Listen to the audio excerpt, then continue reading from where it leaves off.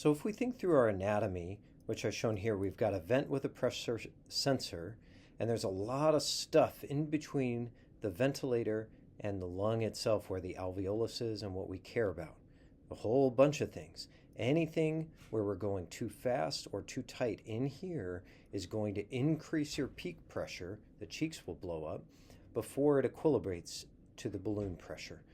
Everything can do that, from water in the tubing, kinked tubing, mucus plug, or biting the endotracheal tube, a tiny endotracheal tube, or even bronchospasm.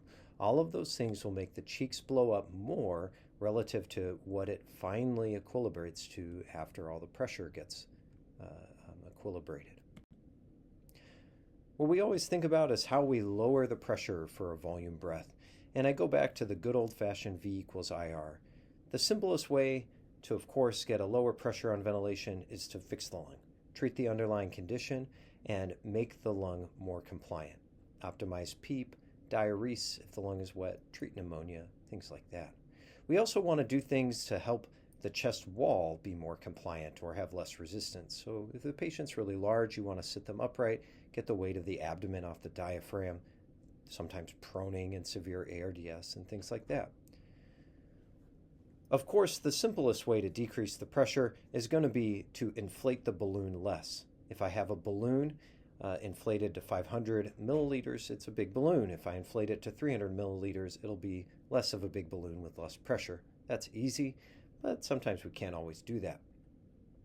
The final thing people always think about is that inspiratory time change. And on a volume control mode of ventilation, the inspiratory time can make a huge difference in that peak pressure because you're trying to blow through that straw very quickly.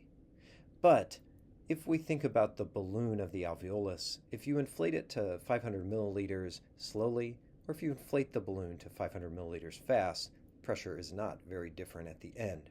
So our inspiratory times do make a very big difference towards our peak pressure, but they make less difference towards the plateau pressure.